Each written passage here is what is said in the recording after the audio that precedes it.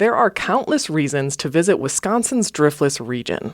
The landscape of steep river valleys, exposed rock formations, and forested ridges are ideal for any outdoor enthusiast.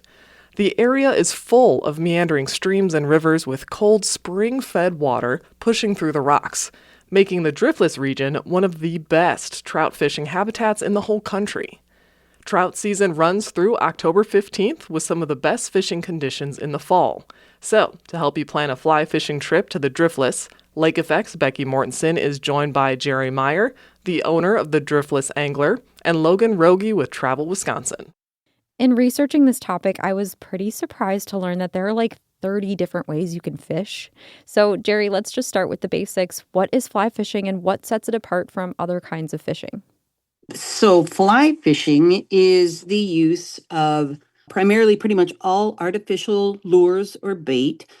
We use a fly rod and fly reel, and the idea of this is to aerialize your bait or lures or whatever. We call them flies. And the idea is to basically fool a fish into thinking that what is landed in front of them is a bug. We primarily use flies that imitate insects. Some will imitate small fish. As we get into larger, outside of the driftless fishing for larger fish and even into salt, we will use different bait and different flies.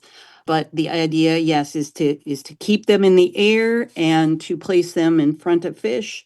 And then as current comes back, we strip them to us. So instead of just that one toss that you would with like a conventional setup, one and then let it sink and breathe in, which I've done as a kid as well. But this is, it's a little more interactive. To me, it is, I find it a little more interesting personally. Yeah, those lures, the flies, there's an art to that, right? Can you talk a little bit about what they look like and what they're made of? Yeah. So originally they were primarily made out of hair. So like elk, deer, bear, all different kinds of natural hair as well as feathers. So in trying to imitate either certain insects or certain flies, there is most definitely an art in making them. I do it not as often as I should, and sometimes it's just dead of winter kind of thing in Wisconsin. But I'm envious of those people that do it professionally or even just as for the sake of art because they're spectacular and it's such a I'm sure for a lot of people such a great outlet. As far as just being creative, and they can also use them and catch fish with them. So it's an impressive thing to see someone who's completely committed to it and dedicated to it. And what makes the Driftless region an ideal destination for fly fishing? Our particular area within the Driftless is they're mostly spring-fed creeks and streams. So what that means is that water that's coming directly from the source from the earth is staying at more consistent temperatures. And in the winter months, it's staying a bit warmer towards those springs. And because these are all very small, so they regulate temperature a little bit quicker, which means for trout, especially trout, they really, really need cold water. And so this area is ideal for that because the springs keep them a little bit warmer in the winter months and cooler in the summer months typically. So it's basically very, very healthy for cold water fish, namely trout. For us, because we are a trout shop, it's perfect. These streams are great for us to guide and great for us to, welcome others who want to come fish for trout. And what are the best conditions for fly fishing in the Driftless? Well, conditions as far as for the fish are it's a little bit different for them for the angler. There are certainly these fish really want cold water, and so that's what makes it ideal here. So, for us, the sweet spot as far as when fish are going to be feeding, maybe as low as 48 degrees, could go between 54 and 55. That's kind of prime. Maybe even up to 58 degrees is in that area is when they're going to probably be feeding the most abundantly. And our water temps will generally stay pretty consistent within that in our spring and our fall months. Summertime can get a little bit warm, but once the sun goes down and we've had enough time for these small streams to cool down. Our mornings can be really good. Sometimes evenings can be really good. And they are very, very active in May, typically very active in early June, and then again into September and the first 2 weeks of October is also. So we usually say our busiest, best months are September and May. All right, for someone who has never tried fly fishing before, what are some things they should know, and what can your shop, the Driftless Angler, provide them if it's their first go at this? So I always tell people it looks so easy. We all watched the Brad Pitt movie, The River Runs Through It, and romanticized about, oh, this, you see that beautiful ribbon line moving, and everybody thought, oh, we can do this. It's no big deal. And there's a pretty steep learning curve to this. I kind of think it's similar to golf. We have this idea that we need to be really strong and powerful, and that's kind of just the opposite. You really need more in the way of meter and timing. A bit of muscle as you get into bigger fish and bigger rods, but yeah, it's really more about meter timing, knowing that you're not going to be, most people aren't good at it right away. You've got to, it takes some practice, but the nice thing about it is that you are in the most spectacular areas. I mean, they say that trout don't live in ugly places, and as cliche as it is, it's definitely true.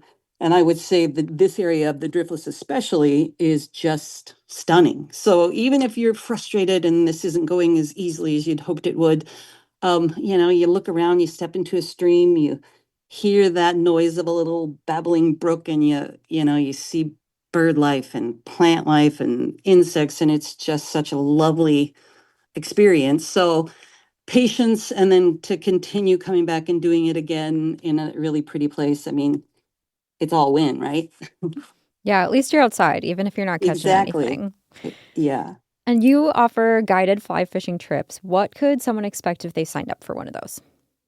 We do. And so trout season isn't year round in Wisconsin. So it begins the first Saturday in January and it ends the second week, so the 15th of October. So we do guide through most of that. Um, as a brand new person, the first thing we'll do is we will find some water and I'll teach people how to set the rods up. We'll talk a little bit about lines and leaders and tippet and all the stuff. And then do a casting clinic, because I think for us, all the guides that work with us and for us, the goal is to teach you how to do this in hopes that you're going to be able to keep coming back and doing it on your own. So we do like fundamentals. We make sure you really, really have a solid cast. And then we go to the water and we teach people how to read water and what bugs are going to work, at that particular time. Um, Typically we'll go over, just the basic bugs that we're going to see here and how we imitate them with certain flies that we get from the shop. So education is a big part of it. We're going to be teaching throughout the day. We do have half day sessions as well as full days. Half days are 4 hours on the water and full days are 8 hours on the water. And it's just basically A to Z. We're going to try to cover as much as we can with the amount of time that we've got. And for our more experienced fly fishers who might be coming to the area, are there a couple of spots you'd recommend they check out for the best fly fishing? Well, so I will say that as a rule, fly shops and guides and probably more experienced anglers, they're probably not going to ask for spots. We don't generally give them. What we tell people is come into our shop. We will give you a map and we will mark a few spots and start people off that way. Simply, the other thing is that there could be one stream that's just fishing lights out crazy right now, and in a matter of days to maybe even a week, it can, be crummy. So we, as guides, we fish as much as we can. We pay attention, when our guides are talking, what's fishing well and where. And that way we have, knowledge that we can give people day to day. That makes good sense. So, turning to you now, Logan, what are some other things people can do in the Driftless region on a late summer or early fall visit? Yeah, for another activity, outdoor lovers should definitely travel to nearby Ontario, Wisconsin. This is the base camp for paddling the Kickapoo River, and it's a must-do experience for the area. You're going to find several outfitters in Ontario that are renting kayaks, canoes, and tubes. And the Kickapoo, it's a relatively gentle river, so it makes for a great river to paddle for those who may be new to the sport. Fall is certainly a great time to paddle too, with those cooler temperatures and colors reflecting off the water. For another quintessential fall activity, definitely visit one of the apple orchards in the area. Not far from Viroqua is the community of Gays Mills, and it's actually one of Wisconsin's powerhouse apple growing regions. So you're going to find a ton of orchards there. One you might want to check out is Sunrise Orchards. They actually grow 20 plus varieties of apples. And of course, they are using those apples to make delicious pastries and sweets like their famous apple cider donuts. And where are some places people could stay in the Viroqua area? I'd suggest the Hotel Fortney in Viroqua for a historic and boutique experience. The hotel was built in 1899 in the Queen Anne style. After falling into some disrepair, the building went through an extensive restoration and it reopened a couple years ago. The results are absolutely fantastic. It's maintained this timeless elegance, original design elements like stained glass windows and tin ceilings have been beautifully preserved, while they've also introduced modern amenities and comforts. Another option, if you want to keep surrounding yourself in nature, is to check out the Kickapoo Valley guest cabins. It's a gorgeous property tucked away in those forested rolling hills that define the Driftless about half an hour east of Viroqua. So you're going to spend the night in cozy cabins that are full of rich woodwork and warm decoration. Be sure to step outside at night too. The stars in this part of Wisconsin are truly fantastic. And if people aren't cooking up the trout that they caught for dinner, what are some restaurants people could check out in the area? You should definitely check out Driftless Cafe for lunch or dinner.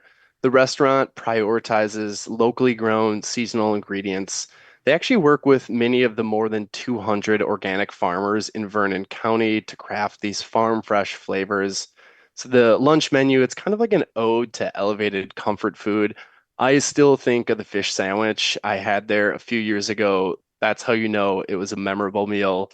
Their dinner menu too changes nightly based on what's available and what the restaurant is experimenting with. Another terrific option is maybe Lately's. They're open for breakfast and lunch and have some really awesome sandwiches, egg dishes, and more. I've had a coworker speak highly of them. If you're out there on a Monday too, be sure to check out the pizza night they host. They're serving up these creatively topped Detroit style pizzas. And then finally, for a little pre-fishing pick-me-up, you can check out Wonder State Coffee. They brew exceptional coffee and they're committed to doing so in a sustainable way. Their roasting facility is 100% solar powered, and you've also got a great selection of pastries. I can personally vouch for the scones there. They're great. Nice. So, Jerry, what is something everybody new and seasoned should know before they go fly fishing? So I think I would say the most important thing is try to hang up your competitive hat. Try to, and it's easier said than done, for some, myself included, but understand that this area, I've fished, I guess, really all over the world. And I absolutely love big fish. I love, challenging fish. The standard size fish here isn't huge. It's small, but they're wild and they're gorgeous.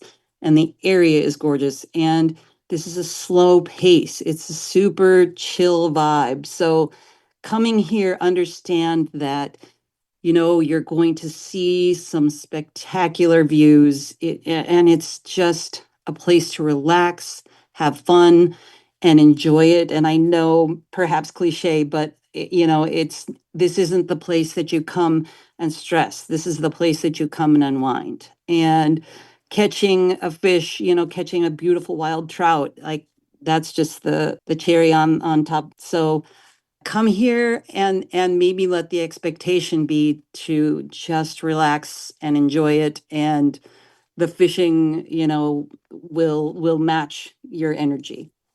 Well said. And Logan, what's a hidden gem that you'd recommend people check out in the Driftless? So the Cashton area, it's a little bit north of Viroqua, and it's home to one of Wisconsin's largest Amish communities. So you're going to find a lot of little hidden gems here. You can visit a more established business like Old Country Cheese for Amish-made products, from cheese to candies and more.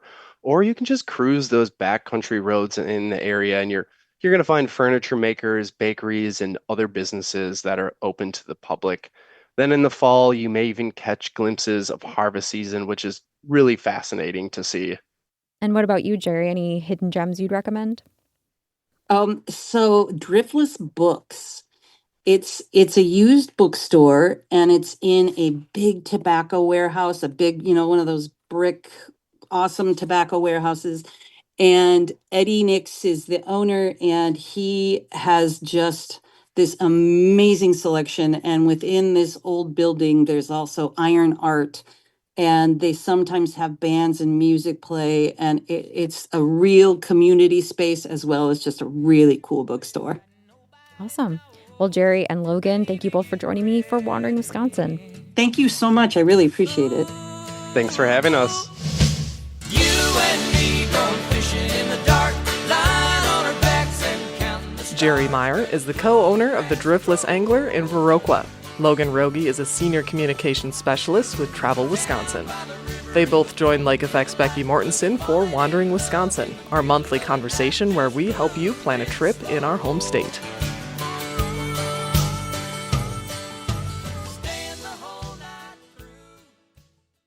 These days, there's so much news, it can be hard to keep up with what it all means for you, your family, and your community. The Consider This podcast from NPR features our award-winning journalism. 6 days a week, we bring you a deep dive on a news story and provide the context and analysis that helps you make sense of the news. We get behind the headlines. We get to the truth. Listen to the Consider This podcast from NPR.